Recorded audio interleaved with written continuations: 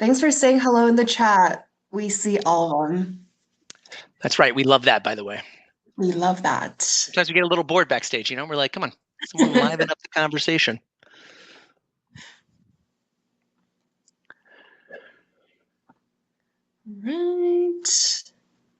Right, it's 10, so let's get started. Good morning or good evening, wherever you're joining in from today. I saw a few folks from Toronto, so hello. Thank you for attending our last webinar in 2024. I'm your host, Crystal, and I'm super excited to kick us off. We have a great session for you today. But before I hand it over to our speaker, Tim, there are a few housekeeping notes to cover. So first, the session is recorded and you will receive the recording and the survey form within 24 hours post-event. If you don't see that email, feel free to reach out to me and I'd be happy to assist you. Next, we will be launching polls throughout the session, so remember to type in your response in the chat. And for questions, you can use the Q&A function, or you are also welcome to send those questions in the chat as well. But it doesn't end there because as you can see, we've got some exciting live giveaways happening throughout the session. And here's how it works. To enter the raffles, all you have to do is answer the poll questions in the chat. It's that easy. And now let's take a look at what you could win today. So for live giveaways, first we have our icebreaker poll. You have a chance to win a Nintendo Switch. Poll question number 1 will give you a shot at a $150 Target gift card. Poll number 2 will offer a $150 Amazon gift card. Now there's also a post-event giveaway where winners will be announced after the event. So answer yes. If you answer yes to our final poll question, you'll be entered to win a $150 Target gift card. If you ask a question, one or more question during the Q&A session, you'll be eligible for a $150 Amazon gift card. And then lastly, completing our survey after the event, you could win a $50 Starbucks gift card. So be sure to stay engaged and participate to increase your chances of winning. And remember, we won't be launching any pop-ups for the poll, so please just type your answers in the chat. All right, so good luck to everyone, and let's get started. Tim, I'll pass it over to you. Take it away. All right. Thank you so much. That's incredible. A Nintendo Switch we're giving away today. I'm actually a little bit jealous. So icebreaker poll question number 1. If you could design a cybersecurity superhero, what would their superpower be? I think this is a pretty good question. I asked this maybe a couple webinars ago. I can't remember what I said, but maybe something like, I'd be like, remember the Dark Knight, Batman, the Dark Knight? I'd be like the ransomware knight, right? Being able to deflect ransomware intrusions and being able to basically say, not your data. That would be kind of my tagline, of course. Incredibly stupid, but maybe you guys have something better to say there. Please feel free to enter the chat window. You will literally potentially win a Nintendo Switch. So Crystal's going to be monitoring that. But as you guys are typing away, I'm going to kick this slide off. All right, we're gonna go into this. So Analyst-Led AI assisted. What does that mean? All right, I'm gonna give you a little bit of an introduction about myself. I love to talk about myself. Then we're going to talk about the history of artificial intelligence. Like when did it start? And talk really kind of the evolution of AI throughout the years. Then we're going to go into some recent statistics on AI in cybersecurity. Love talking about cybersecurity stats, scary stats. Then we're going to talk about how the threat landscape has shifted, with the introduction of AI. What does that mean? And then go into some tools for defenders, and then we'll wrap it up with a conclusion and Q&A, and then we're going to give massive amounts of money away, apparently. All right, here we go. A little bit of an intro. I always like doing these kind of crazy slides. Looks kind of binary-ish. But who am I? Who's the speaker? If you don't know who I am, my name is Tim Bandos. I am the field CISO here at Critical Start. I've been in cybersecurity for 20 years, and I'm dating myself. No, I did not lose my hair in cybersecurity. Everyone always says that. I love cybersecurity. So I started off at DuPont, chemical manufacturing company, science company, actually. 200 plus years of trade secret information protecting that. I was responsible for 100,000 endpoints. I built their security operations center, did incident response, threat intelligence, reverse engineering malware. That's where I fell in love with cybersecurity. And then I was like, you know what? I'm going to pivot into the cybersecurity vendor world, see what that's like. So I moved on to Digital Guardian, where I got to protect not just one environment, but thousands of environments. And I really enjoyed that. So I ran their managed security service offering for MDR, EDR, DLP. And I continued to do that after we got acquired in 2021 through a company called Komodo, which rebranded to Exidium. So I was their CISO and EVP of SOC services there as well. And now I am the field CISO here at Critical Start, a vendor agnostic managed detection and response company. So let's kick this off. Let's talk a little bit about AI. I call this, well, I don't call this, but I kind of saw this image and I was like, oh my, that makes sense. The AI gold rush, when you think about it. Remember in like the 1800s, in 1848, we had this California gold rush. It was a period of literally mass migration and economic boom that began around 1848 all the way through, I think, around 1855.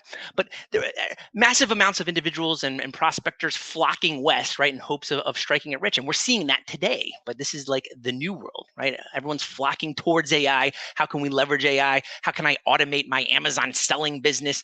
Like people are looking to, kind of leverage the capabilities that artificial intelligence has built into it to essentially make money or to make their life easier. A lot of individuals, like for myself, I don't use it for business necessarily, generating something on the side, but I use it for my day-to-day work, for generating emails, for, even chatting on Teams. Sometimes I'm like, that doesn't really sound that good. I put that thing in there because I didn't get an A in English. I got maybe like a B plus. It's better at crafting those responses for me. So it makes us more efficient in our day-to-day. What is AI comprised of, though? There's really three elements to that. There's the data, whether that's structured, unstructured. Think of that as the fuel for artificial intelligence, right? Models are trained on these data sets. And then you have compute resources. So think of GPU, graphical processing units. That's essential for training deep learning models. You also have TPUs, which are tensor processing units, even high performance CPU. So all the PUs basically, all the computing resources that go into that. And then we have the nerdy stuff, the AI algorithms and the models, which are essentially the sets of mathematical equations, technical computations, decision trees, support vector machines, and the neural networks, right? So those three elements ultimately make what we see out of artificial intelligence today. And there's a variety of different types. There's supervised machine learning. So that's applied more often than any other type of AI in cybersecurity. So think training on human attack patterns and historical threat intelligence. That's how they build a lot of those models for identifying any of these anomalies within alert data. Then we also have natural language processing. This applies to computational techniques to process and understand human language. Then we also have the LLMs, think like ChatGPT, right? Applies deep learning models trained on massive large data sets to understand, summarize, generate new content. And as I mentioned, this is leveraged in today's generative AI tools, which is actually really cool. And then we also have unsupervised machine learning, which is continuously learning from raw unstructured data to identify deviations. So those are like the four primary types of artificial intelligence today. In my webinars, I love to give a little bit of a history lesson. So let's talk about the history of artificial intelligence, where it started, where it began, and kind of take it from there. So really, really dating back to 1940 through the 1950s, this was the foundation of AI. This is the first artificial neurons were conceptualized, and we were introduced into something called the Turing test. And that's where the term artificial intelligence was ultimately coined. The Turing test, if you're aware of this is a method for evaluating a machine's ability to think like a human. It involved a game where a human interrogator would ask questions to a computer, and then a human respondent, and then try to determine which is the human and which is the machine. So that dates all the way back there in the 1950s. And then we move into the early development, the birth of ELIZA, the ELIZA, stimulating human conversation, and something called Dendral, the first expert system, showcasing kind of the early potentials of artificial intelligence. Then we get into 1980s. We call that the AI winter. That's the 80s faced basically a complete reduction in AI funding. But we did see the inaugural national con on AI, kind of like the ShmooCon, right? Let's put on a conference about artificial intelligence and bring this thing back. So we had the back propagation concept rejuvenated, essentially what we were called neural networks at the time. And then in the 1990s, we saw the emergence of machine learning. Remember IBM's Deep Blue? It defeated a master chess player champion, Garry Kasparov, and the rule-based system for. It also did a lot of fraud detection, logistics, optimizations. That's when we start to see kind of an element of it being leveraged in the commercial space for businesses. So this was kind of the emergence of machine learning and how that can be applied to helping organizations. And then in the early 2000s, do you remember the 2000s, the early 2000s? Those were the good old days, at least in my opinion. The Twin Towers were still standing. I remember Justin Timberlake and Britney Spears were dating, and then everything came crashing down, 2 years later. unfortunately. We got Crimea River from JT. I love that guy. Anyways, we also got Jeffrey Hinton. He propelled the deep learning model into the limelight, and that ultimately steered AI toward relentless growth and innovation. So this is really where it jump-started artificial intelligence. And then in 2010s, we had the rise of artificial intelligence. IBM Watson won Jeopardy! And this is highlighting AI's language skills and ability to essentially consume, a large, vast amount of a data set and be able to respond with an answer when a question came in. And we also had the introduction of something called GANs. That you guys are familiar with, generative adversarial networks. I know it sounds intense, adversarial networks, but essentially what GANs were, it was a class of machine learning models that were used in AI to generate new realistic data by learning patterns from existing data. And they were particularly popular for creating like high quality images, videos, and synthetic content. And then finally, bringing us up to the 2020s, besides the virus that hit, we also have reached new heights, new horizons. This is where Gen AI came out with OpenAI, GPT-3, DALL-E, ChatGPT, which probably most of us are aware. And if anyone actually uses Google Bard or Bing AI, that came about as well. It needs a little bit of enhancements, but a variety of different AI offerings have come out over the last 4 years or so. All right, poll question number 1. This is the one where you can win $150 at Target, which is awesome. What is your biggest concern about the intersection of AI and cybersecurity? This is a pretty good question. Like, is it, the potential for AI to enable more sophisticated attacks? Is it, maybe the challenges in detecting AI-driven threats? Like, what to you? I don't want to give up all the answers, right? I'm sorry. It's like as if I want to win this Target card. But what is your biggest concern? I would love to hear that. Person who has the best answer, you're going to win a lot of money. So just type your answers in the window, and Crystal will monitor that on the side. While that is going on, I'm going to talk a little bit about AI stats. I love stats, big numbers. 87% cybersecurity experts believe that AI-powered threats will have a significant impact on their organizations for months and years to come. I don't know who the 13% is. I don't know if those are the boomers or like AI is not coming, it's not going to affect the job. But yes, 87%. I believe I'm 100% in line with this particular concept that yes, AI is going to, without a doubt, have a significant impact on all of us, whether we like it or not.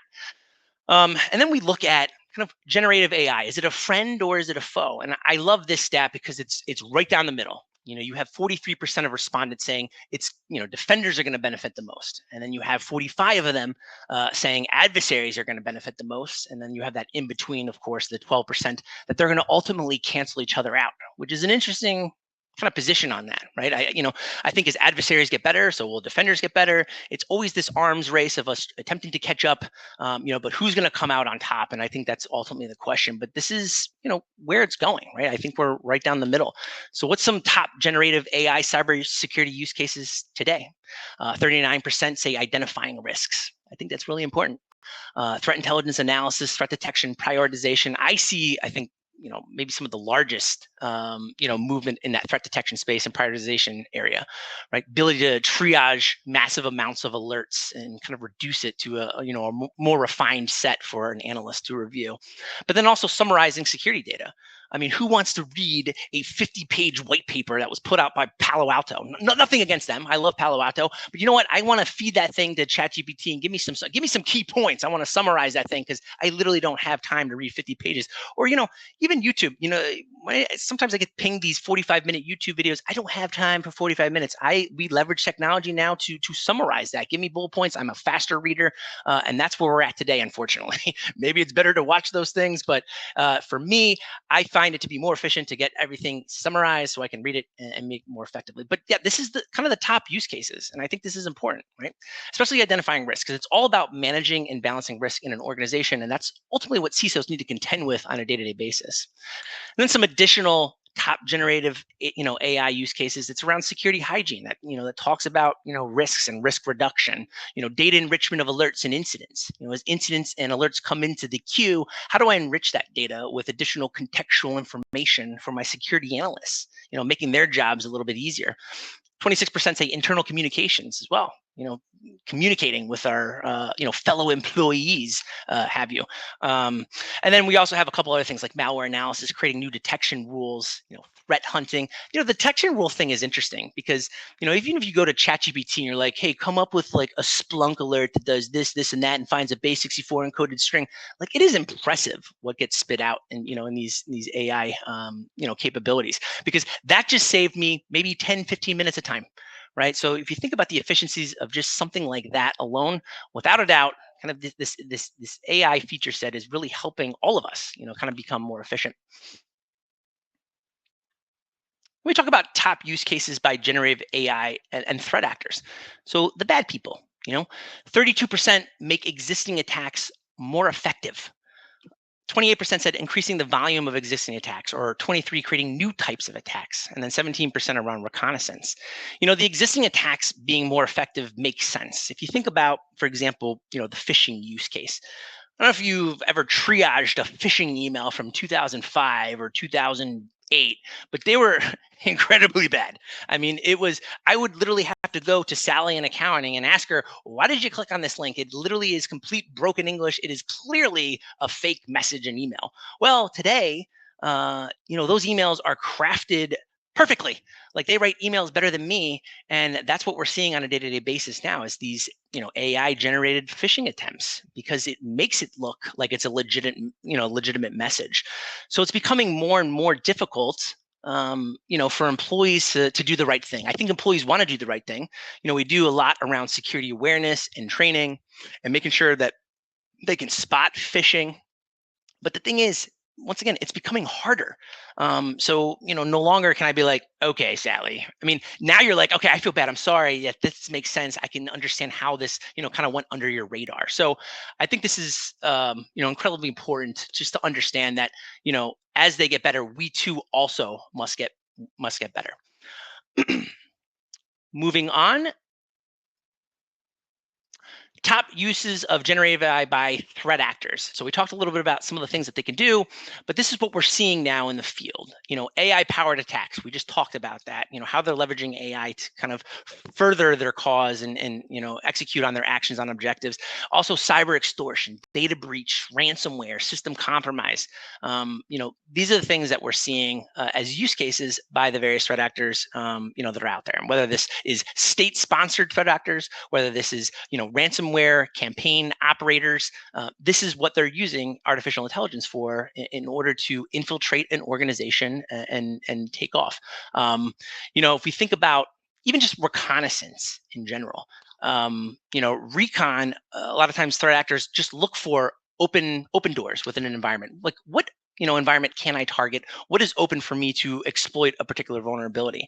They're starting to leverage and automate of AI in order to do that sort of work. Like there's free amazing tools out there that threat intelligence professionals will leverage for looking at investigating where they can cover vulnerabilities, like Shodan.io. I don't know if anyone's ever gone to Shodan.io. That thing has been around for like 20 years.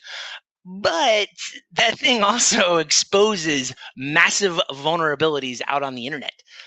So, if there's an open port to an operational technology environment, an OT environment, guess what? The bad guy has now access to that information and intel as well. The last thing you want is an adversary to identify some open port in, a water treatment facility, just for example. I actually live in Oldsmar, Florida, or I live in Tampa, Florida, but Oldsmar, Florida is about 5 minutes from me. And if you, Google Oldsmar, Florida, water cyber attack, there was a group of cyber threat actors, cyber attackers that were attempting to infiltrate the water treatment facility and adjust levels. So essentially my water supply was at risk of being poisoned. I don't want that. All right. I want managed detection response. I want that stuff stopped, blocked, and protected. All right. I want to isolate it. But guess what? This is what we're dealing with on a day-to-day basis. And this is the real world connected effect of, a cyber attack. It's not just, oh, let's extort money, let's extort this data and or exfiltrate this data and then extort them for money, or, let's encrypt everything and then hope we get money and respond. They're also having, an effect, on individuals, right? The safety and health of individuals as well, which is incredibly scary to me. Moving on to the next slide. So this is that shift in the threat landscape, right? So we're seeing, the automated creation of malicious code and multi-stage attacks, deep fakes being designed to ultimately elicit trust. Has anyone seen a deep fake video? They're getting more and more difficult to discern whether or not they're legitimate or actually a deep fake, which is very concerning. Phishing campaigns that are highly convincing. I just talked about that, a couple minutes ago. They're once again worded flawlessly. Everything looks perfect, except for, of course, the link that the thing goes to, right? So if we can train our employees on, let's not click on anything still, that could still be, kind of a winning strategy to avoiding that.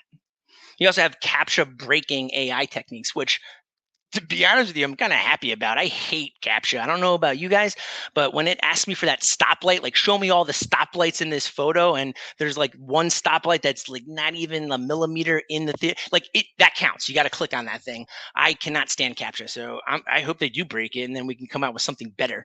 And then we also have generative AI employed in open source intel gathering. So I was talking a little bit about that, right, as it relates to like Shodan, .io. So how does this work? How would a cyber attack be taken out if they were leveraging artificial intelligence? So we always start with the recon phase. This is where AI can map a target organization, the attack surface. It leverages OSINT, open source intelligent technology or platforms to gather this intelligence on, specific targets, whether that's a business or a human, and analyzes that technical stack to identify where is the vulnerability? What can we particularly, exploit so that we can be successful? So that's stage number one. That's the very first thing that bad guys do. And then weaponization. AI then facilitates the development of things like we saw earlier, like the development of a multi-stage payload attack that's designed to bypass maybe threat intelligence-based security tools or endpoint detection and response, tools or endpoint protection platforms, all the EDRs out there in the world, right? How do we bypass those? Because ultimately, that's how they become effective at, an intrusion. A lot of times when I see ransomware operators move in, one of the very first things that they do is they attempt to disable, that antivirus solution or that endpoint protection, whether it's CrowdStrike or SentinelOne or whatever. There's an attempt made to stop that service or bypass that service, or maybe it's to execute a command that is obfuscated, right? Attempting to, kind of once again, mask what their true intention is on that particular endpoint. So that weaponization phase is critical in how they deliver, ultimately package and then, deliver that package to the organization. So that leads me to delivery. Generative AI crafts these highly personalized phishing emails or fake social media profiles to deceive employees that ultimately deploy malware. I've seen, for example, fake LinkedIn profiles that were generated or made. And, let's say there's a job posting. What the adversary does is it targets the HR organization. It'll say, here's my LinkedIn profile. LinkedIn profile has links to, download their resume, or maybe they create a fake website as well for the resume to download. I literally saw this exact attack where, the HR individual went out to the site to download the resume. And why they did that was to bypass, all those other security controls in that organization. And once that individual downloaded the PDF, there was an entrenched piece of malware inside it that executed on the endpoint. And now you have a backdoor into the environment. So, you think about their role, they're constantly opening up documents. They're constantly looking at PDF files because that's their job. They're looking for candidates, to hire on. And unfortunately, that's a lot of times where, malicious things are incorporated into those documents. And then we have the exploitation phase. So AI automating the vulnerability exploitation phase, performing network scans, gathering additional critical intelligence. One of the first things they do once they get into the environment is map out the environment. Where can they go? What sort of open ports, are available? Where's the domain controller? Where is, the Active Directory? Where do I need to move laterally within the organization to achieve my objective? And, artificial intelligence can help automate a lot of those capabilities. And then generative AI creates malicious scripts with unique signatures that evade detection by threat intelligence systems, by the endpoint detection stuff. I think EDR in general is still really good at identifying within telemetry that's generated on these endpoints when there's something malicious going on. Like, a lot of time they might leverage a tool that's built into the Windows operating system like PowerShell or run a command shell. But a lot of times, even if they attempt to obfuscate the command, that already there is a red flag. Like that's not legitimate. When you start to see that -enc, like let's encode this particular command, that is a flag immediately. So that's something that would be considered a high fidelity alert regardless. So although AI is helping, threat actors get into organizations maybe quicker, easier, I still think that there is a line of detection and response that is effective at identifying these types of attacks. We've seen it today, at least on our side, in the SOC team, but it's going to get better. And then command and control. Now you have this implant beaconing out on that endpoint. It's reaching out to the command and control communication activity. Maybe it's masking its remote activities to mimic normal network traffic. Maybe it attempts to go over port 443, but it's like, I'm not really making a successful connection. Let's exfiltrate out, DNS. It starts switching up its protocols. So these are types of things that a piece of malware will do in order to, establish itself, persist itself within that particular endpoint. And then finally, actions on objectives, right? That's the ultimate goal. A lot of times AI can streamline, for example, credential harvesting for privilege escalation, and then analyze the context to selectively exfiltrate and encrypt valuable information that it's after or targeting. And sometimes, you might not even understand why a particular group is targeting a piece of information, but there's always a reason.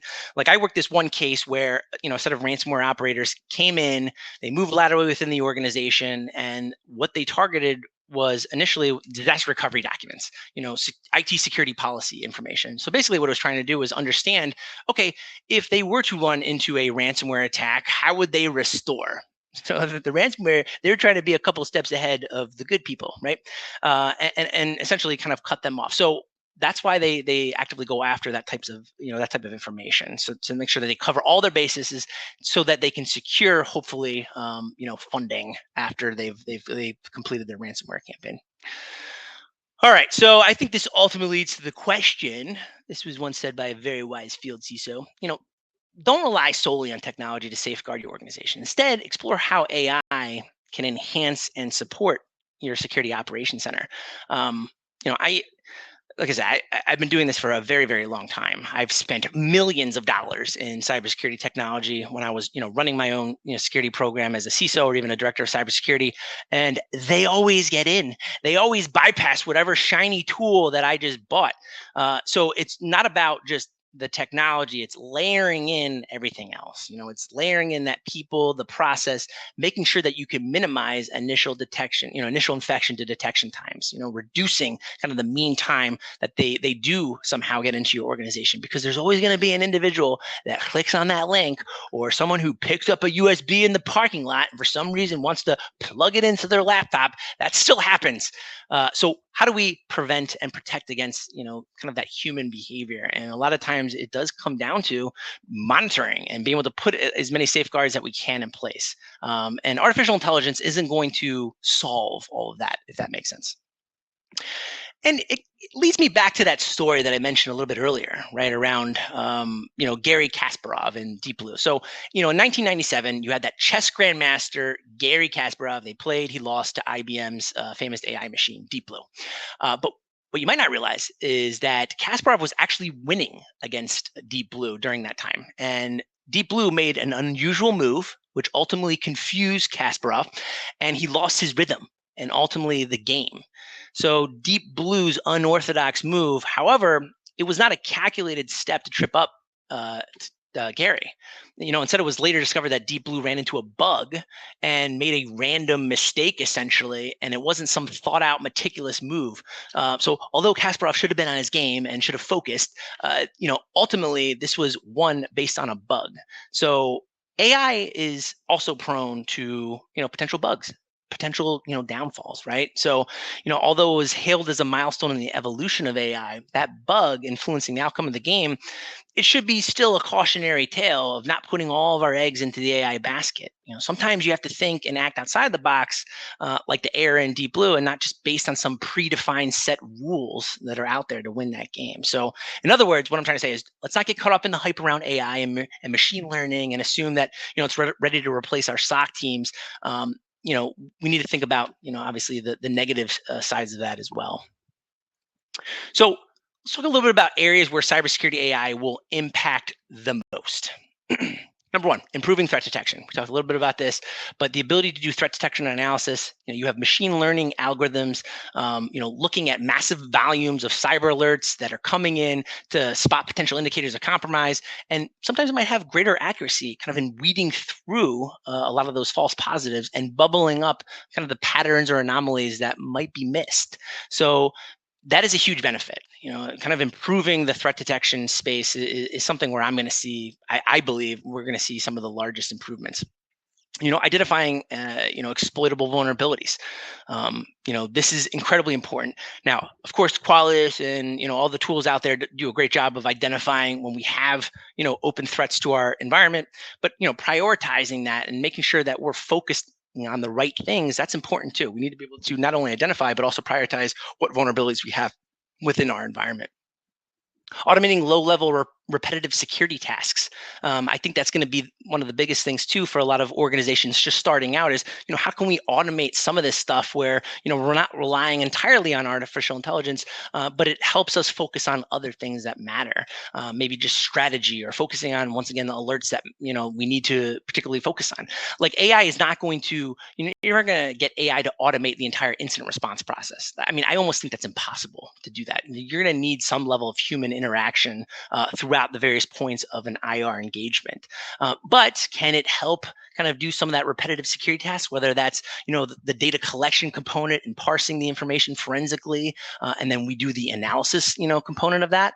Yeah, I think there, without a doubt, it's going to be some huge benefits in that particular space. Accelerating threat investigation and response. As I mentioned, lots of, forensically, when you collect evidence off a device, you might have 2 million lines of information that you have to weed through to identify, how did this intrusion occur? What are some of the IOCs or indicators that are, present on this particular system? Maybe what AI does is consume all that information from that 2 million lines and then highlights, the areas that are anomalies. This is what the system is doing in a normal behavior environment. And then all of a sudden we see an uptick in, anomalous type activity and behavior. And that's where the analyst can get their eyes on that and start to, validate whether or not what they're seeing. So I do think 100% that's going to help in the investigation, process. Improving detection of new, unknown, or zero-day threats. I do always love this question whenever it was when I was selling cybersecurity technology, not selling, but I've never really been in sales, but who's not a sales guy, I guess, when you work for a sales, a cybersecurity company. But basically the question always comes from a prospect is, how do you detect 0 days? Like, how am I going to prevent the 0-day threat? Well, I can tell you right now, the 0-day threat doesn't come that often, believe it or not. Now, I know we hear a lot about 0 days, but even in highly sophisticated targeted cyber attacks, the bad guy is not going to use a 0-day a lot of times. They're going to see if, what is the cheapest way that I can get into this organization, because 0 days are incredibly expensive to manufacture. To find a flaw in the Microsoft operating system, that's actually a little bit easier and cheaper, but to find one maybe on a Mac, that costs like 250,000, US dollars essentially to identify something like that or pay for that on the underground market. So you're not always going to run up against 0-day threats, but what you are going to run up against is that traditional phishing or externally facing web server that has something exploitable, right? It's not necessarily 0-day. It's just an open, port. Maybe it's a WordPress plugin that has been patched in, 3 years. So if we do kind of traditional cybersecurity hygiene, go through all the motions, and get adequately protected from that perspective, don't worry about or focus as much on kind of that 0-day threat. I think, a lot of, individuals or organizations focus on the 0-day. What I'm here to say is it's a deal, but it's not a big deal. Accelerating remediation and recovery from attacks. That's incredibly important from a ransomware perspective. Once you get ransomware, which is unfortunate, how do you kind of automate or accelerate that process of getting back online? I used to work for, like I said, a manufacturing company, and, this one server, for every hour that server is down, it was costing the company like 2,000 USD, right? Or 10,000 USD. So over the course of a day, just add all that up, it's a significant amount of money. So, getting back online and, taking hosts out of isolation is incredibly important. So how do we accelerate kind of getting back to that recovery mode? And then phishing and attack simulation. Whereas the bad people are using it for bad, we could also leverage AI for good in order to train our users. Like, this is what a real world phishing email looks like these days, right? They're using ChatGPT to make it look like you have an Amazon package and you need to click on this link, or you missed your Amazon package, click on this link in order to, file a complaint if you didn't receive it or something like that. They always come up with these, crazy lines, but people still fall for them. So kind of think of artificial intelligence and leveraging it in cybersecurity similar to what we see too in the driving space. There's levels of driving automation. Level 0 is the driver is fully responsible for controlling the vehicle from steering to accelerating and braking, and that's kind of what we've been doing for a long time now in cybersecurity. We're fully responsible. Yes, we leverage security technology to bubble up these things, but for the most part, we're not leveraging AI. As we kind of go through that process. And then level 1 in driver automation is, the vehicle can assist during advanced driver assistance systems, the ADAS. A lot of our cars most likely today have that built in. I use it every single day. If there's someone on my blind side and I see that little thing in my mirror, I know somebody's there before I make a left-hand turn into that particular lane. It is incredibly useful, right? So you think about cybersecurity tools, that's really what helps us be more efficient, be more safe, be more cautious, identify when we have something kind of going on the left-hand side of us. Level 2 is the vehicle now can control both steering, acceleration, parking, but the human driver must remain attentive. And I think that's really where this particular space is going, where you're going to have human analysts that are still triaging through those high fidelity alerts to ultimately make a decision. But maybe a lot of the other work is being automated, and we're leveraging AI to kind of expedite all those repetitive tasks, because there's still going to be major challenges, I think, in fully relying upon artificial intelligence. One of them is going to be around false positives. If you think about misinterpreting a harmless shadow as an obstacle, while driving, that's similar to the analogy, within cybersecurity, like flagging legitimate network activity as a threat, or maybe, flagging illegitimate network activity as a threat, or not a threat, right? Allowing that thing to go by. So these things are still happening today. And I think it's, your artificial intelligence is also only as good as maybe the data set it's been trained on in order to identify anomalies. There's also another scenario, for example, where let's say AI struggles with rare road conditions. Maybe there's a flood or some sort of unusual object it doesn't know how to discern. Same thing within cybersecurity. It might fail to detect a novel attack. So using AI in driving is kind of like navigating a complex highway. A system where you have road signs and traffic signs and pedestrians. That represents the external environment. Then in cybersecurity, the road is kind of like our network, right? And the traffic consists of legitimate users and attackers. And AI ultimately plays kind of a role as a co-pilot, right? In both of those scenarios, enhancing our safety, reducing human error, and managing complexities. But it does require careful tuning and oversight to avoid ultimately, a catastrophic failure. So always important, keep that in mind when leveraging this technology as you go. So a couple of key benefits. We're wrapping up here. I appreciate you guys going for the ride here. Don't worry, we're coming to an end. But a couple of key benefits to kind of wrap some of this up. Faster identification, greater accuracy from an enhanced threat detection perspective. I call this my propeller slide. Those kind of look like propellers now that I look at them. Automated triage and investigation, reducing our workload, speeding up our response capability, within our security operations center. And then also proactive defense, having that better adaptability and proactive threat hunting. So, those would be kind of the key benefits of leveraging AI today. All right, poll question number 2. How do you see AI impacting the future of cybersecurity? Once again, this is a $150 question. I think this one goes to Amazon. I can't believe we're so nice to you guys. That is amazing. That is a lot of money. So all you have to do is enter into the chat window. How do you see AI impacting the future of cybersecurity? So I like unique responses. Anything unique is really good. I'll give you guys a second to chat that in there. But this is a good question, right? Like, what is coming? All right, I'm going to pivot. Crystal's going to monitor that. Please continue to give your answers. How Critical Start leverages AI. So yeah, even here at Critical Start, we see the future. Not that we see a crystal ball, but we see the writing on the wall. We've been creating internally tools and capabilities. We got something called SOC AI.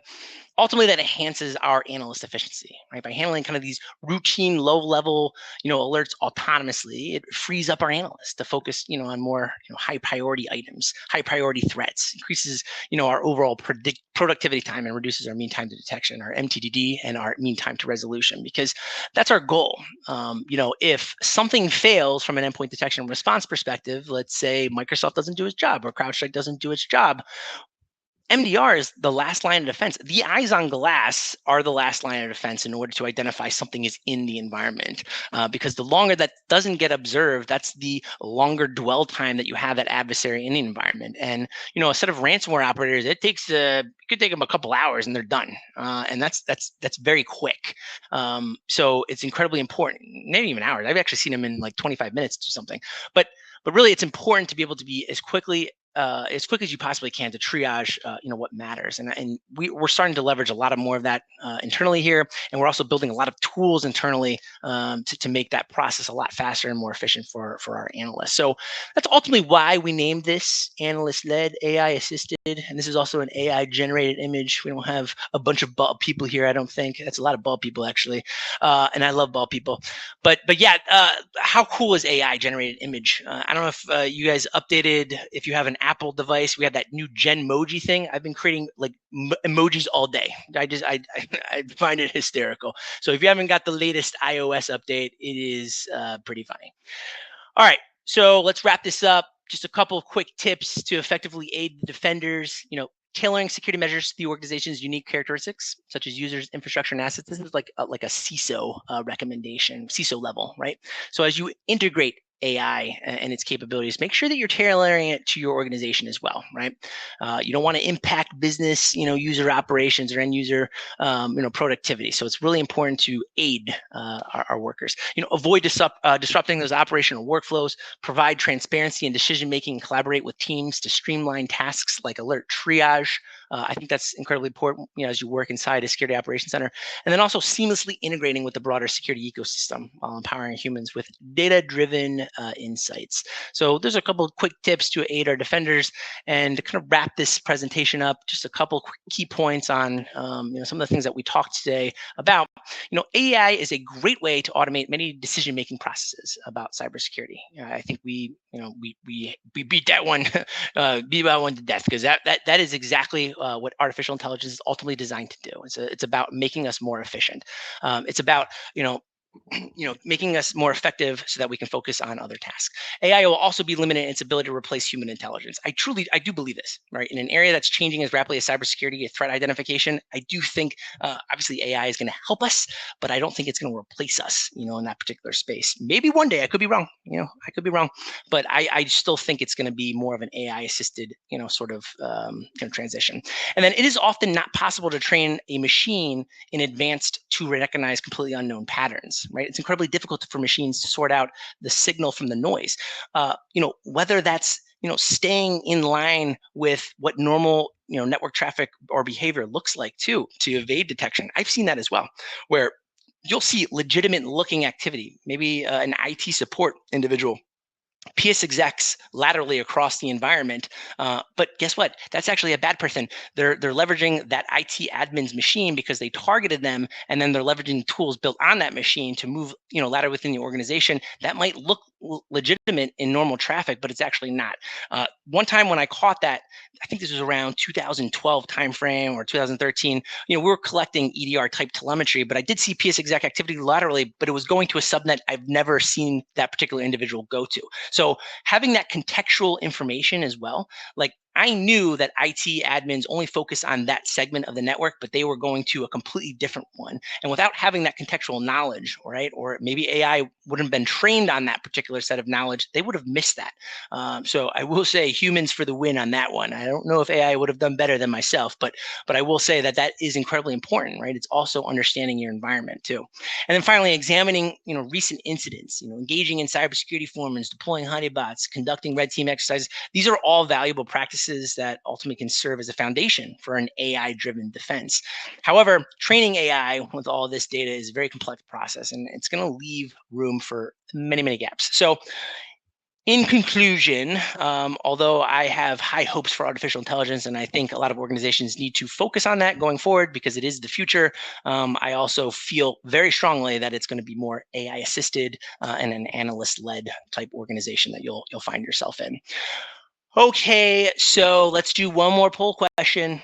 I definitely didn't put this one in here, but someone in sales definitely slipped this one in. Hey, if you would like to learn more about Critical Start's MDR solutions, feel free to ping the chat line. Someone's got to pay for this webinar and all the money and switches that we're giving away. So if you'd like to learn a little bit more about what we do internally here, I joined this company about 6 months ago. I've worked for other MDR companies. It is incredible what they're doing here, and they have some of the brightest talent internally within this organization. I love this company. It's fantastic, by the way. So if you want to learn a little bit more about what we do, how we do it, and the kind of the special sauce that we have internally here for assisting you with your managed detection and response needs, please feel free to reach out. All right, so Q&A session. Does anyone have any questions? I think Crystal, I don't know, Crystal, are you going to come back on and read these questions? I'm not really sure what the process was there, or am I going to watch it? So there is a section for Q&A. So if you have questions, feel free to ask them. I think I'm going to. I can read them out to you, Tim. Can you hear me? What if you give me one that I don't like, though? I'm kidding. Oh, okay. Crystal, I'm kidding. Crystal, I'm kidding. Go ahead. Give me a question. All right, so let's go with the first question from Brandon. Are you seeing that threat actors are using open/free AI platforms more, or are they evolving their own LLMs as a service? I have not seen them leveraging their own LLMs as a service. And I could be wrong, right? Maybe that's just the insight that I have based on the threat actors that we monitor, based on the organizations that we protect against. I'm seeing them leverage kind of that open source. Anything that's free, it's free tools, whether that be open source, threat intelligence, type platforms, or, ChatGPT to leverage. That's what we're seeing today. Now, of course, if we see a phishing email that comes in that it's been crafted, it looks perfect. I mean, we don't know that ChatGPT came up with it, but most likely it is. It's not something that they, came up with. So that's a great question. But today, I'm not seeing, them develop their own LLMs. That's a good one. All right. I hope that answered your question, Brandon. Second question, is traditional education of our end users still the best way to protect against clickbait, such as don't click and email phishing campaigns by IT, or are you seeing scare tactics to show what can, sorry, I have to click read more. Or are you seeing scare tactics to show what can happen if they do click trending better for education? Yeah, that's another good question. I do think kind of that general security awareness is still very, very relevant because, regardless of how that email is crafted, I know we always go back to the phishing one because that's the easiest one. It doesn't matter. There's still kind of those same elements, like don't click on a link or an attachment. If it looks like it came from someone outside your organization, be very wary of that, right? Just because the content looks perfect internally to the email, like the body of the message, I don't think that matters as much. I do think it's incredibly important, though, to educate our users on that particular, front, to say, hey, look, we know phishing email has evolved. We want to make sure that you're aware of this. These is what they look like. I wouldn't necessarily call, them scare tactics or, freaking people out, but I do think individuals within an organization need to understand what are the true risks of them clicking on a link or attachment or allowing a threat into the environment, because I don't truly know if they do. When I was working at that manufacturing company, we had an individual click on, a link or and this is all public knowledge. I'm allowed to share this now, but someone had clicked on a link or attachment, allowed a particular threat actor into the environment, and we had to spin off that organization because they essentially stole the trade secrets for that business. Like, it was so quick. They were in and out within a matter of like an hour and a half. It was highly targeted, but what happened to that end user? Nothing. That person still, kept the job. I'm not saying I'm advocating for that person to lose their job, but I don't think they truly understand that they just lost over $100 million for that company, or maybe they don't care. But I do think it's important to educate also on what is the outcome if they were to allow a threat in their environment. All right, thank you for that question, Brooke. Next question from Daniel. What strategies do you recommend for balancing the adoption of AI in cybersecurity while mitigating risk like data leakage, adversarial attacks, or and ethical concerns? Okay, now you're opening up a can of worms here on this one.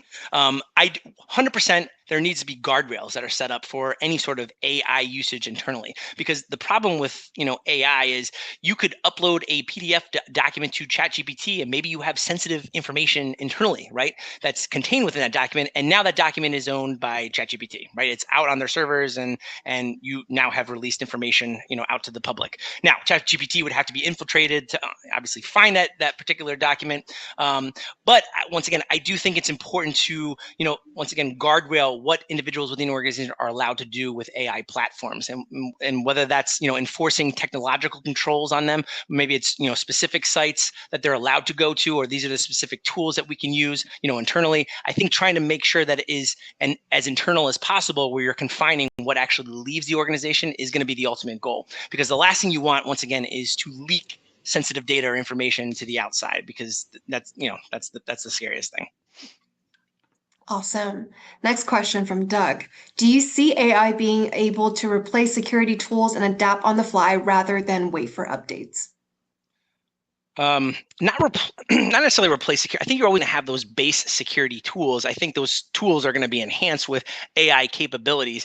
You're always going to have someone in sales selling you on that security technology and how AI can now be leveraged within that platform to, make it even better. I think it kind of depends on the vertical, you're referring to, in the vendor space. Like, what type of technology can we replace, with AI? Once again, like, for example, like an email repository. If you think about Microsoft 365, you're always going to have to purchase maybe 365 or Google or something, but they're going to add on those security capabilities with AI built into it to, protect your environment or organization. So I don't think you're ever going to lose out or save money on, reduction of tools necessarily. I just think those tools are going to have that built in, and you might actually get upcharged, to be honest with you, on, all those additional features that are added. Awesome. Next question. How well does Gen AI do to adapt in detecting novel attacks techniques that may not be represented in the training data? Yeah, and not great. I mean, that's the thing. I think we're still in the early phases of this. I've seen, those models miss, these novel attacks, these things that kind of fly under the radar. So that's ultimately why this presentation was put together, to be honest with you, is because we are seeing so much of this hype around, oh man, let's just, like, I heard, a prospect the other day, it was maybe last week. They're like, well, company X just built in AI, so now we don't need a SOC anymore. I'm like, whoa, what does that mean? Like, they're basically putting all of their eggs into that basket, thinking that there really doesn't need to be eyes on glass, that this technology is going to solve world hunger, essentially, from a cybersecurity perspective. But it's not, because there are errors, they're prone to errors, and there are going to be mistakes that are made. So you're always going to need that analysts that are, overseeing the SOC team, or overseeing the data that's coming in, or even generated off that AI model. So I don't see that as ever really going away. All right. From Roger, do you think that with AI being used to amend human communications, there is a risk that human conversations will become so homogenized that AI will find it hard to identify phishing attacks? Ooh, I like that. That's a good one.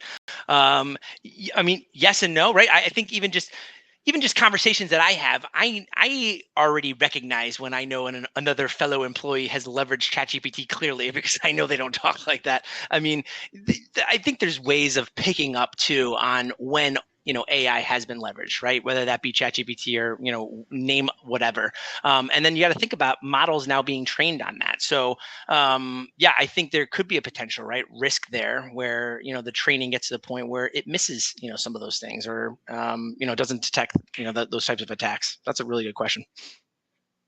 Thank you, Roger. Last question from Gary. As part of proactive hunting, how would you look back on past events to figure out if there was an attack?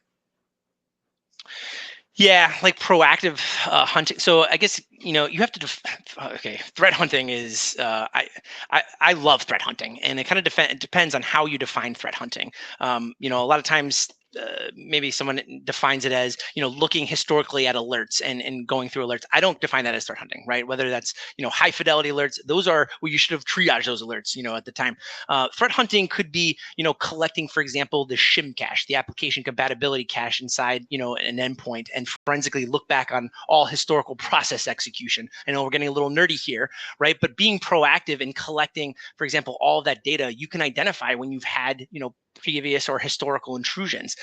Now, do you need AI to be leveraged to kind of reduce that data set? I mean, you can, but I don't think it's necessary. I think all you're going to do is run into this kind of scenario where you're running through a defined or predefined list of IOCs or indicators for attack tools, like Mimikatz, for example. I worked this one case. So I went to this company. I'm not going to name the company, but basically they said, "Hey Tim, have we ever been breached?" And so I entered into a threat engagement.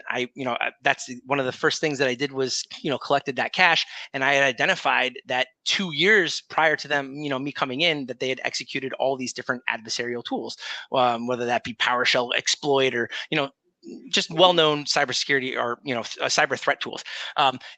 As we were doing that investigation, I was basically building a timeline of when that executed, and I was able to work it up to the day that we were actually doing the investigation. So they had an adversary in their environment for over 2 years, based on that threat hunting alone. So I am still a huge proponent of just putting in the work. I don't think you need to leverage AI to do that. You could, feed in that data set and say, find me all the anomalies. I don't know how great they are going to do at doing that. I actually haven't done that. It's a great question. But get back to me on that one. I would love to reach out to me because I would love to have a little conversation about that, because that is something that I hold near and dear, is the threat hunting space. On the same veins, Alexander asked how to improve threat hunting smart way with AI improvements.